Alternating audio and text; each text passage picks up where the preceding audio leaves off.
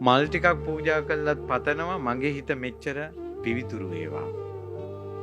සුවඳ මේ සුවඳ පැතිරෙනවා වගේ සුවඳ හමන හිතක් ලැබේවා. සීල සුගන්ධේ දහම් සුගන්ධේ. සිසිල් පැම් පුදද්දි හිතනවා රාගයෙන් ද්වේෂයෙන් මෝහෙන් ගිනි ගන්න මගේ හිත සිසිල් වේවා. මල් වලින් ලස්සනට සරසලා හිතනවා මගේ හිතත් මේ වගේ ලස්සන වේවා. ඉතින් එයා පින් කරන්නේ මොකක් ලස්සන කරගන්නද? හිත ලස්සන කරගන්න. අන්න මෙච්චර කාලයක් නොකරපු පින්.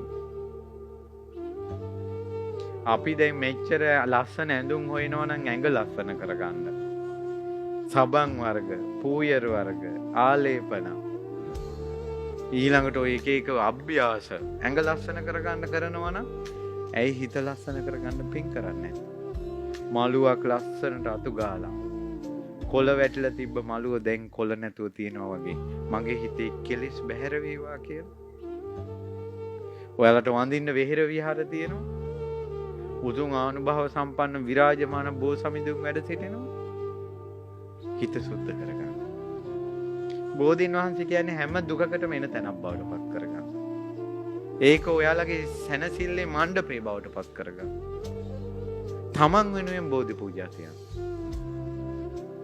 මිනිසයාගෙන් අන්ත දුක් විඳලා මැරෙන්න හිතෙන තැන් එනවා. ඇවිල්ලා බෝමලු සුද්ධ කළා පහනක් පත්තු කළා.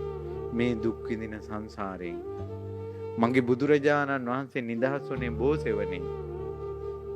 මටත් මේ දුකින් නිදහස් වෙන්න ලැබේවා. දරුවන්ගෙන් දුක් විඳින අම්මලා බෝධීන් වහන්සේ ළඟට ඇවිල්ලා හොඳට උපස්ථාන කළා. දරුවන්ගෙන් දුක් විඳින සංසාරයෙන් අපේ බුදුරජාණන් වහන්සේ නිදහස් වුණේ බෝසෙවණේ. මටත් නිදහස් වෙන්න ලැබේවා. ලෙඩ දුක් වැඩි. ලෙඩ දුක් වලින් පීඩිත සංසාරයෙන් බුදුරජාණන් වහන්සේ නිදහස් වුණේ බෝසෙවණේ. මටත් මේ දුකෙන් නිදහස් වෙන්න ලැබේවා. ඒතකොට මේ බෝධි පූජා තියන්නේ අනුන් වෙනුවෙන්ද තමන් වෙනුවෙන්ද?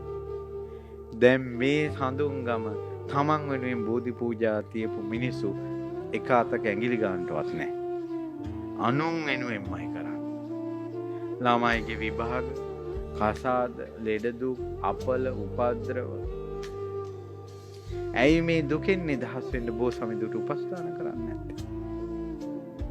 මේ විරාජමාන බෝසමිඳුන් අවුරුදු දහස් ගාණක් වැඩ සිටින්නේ කුමටද මේ මහා ඖෂධය?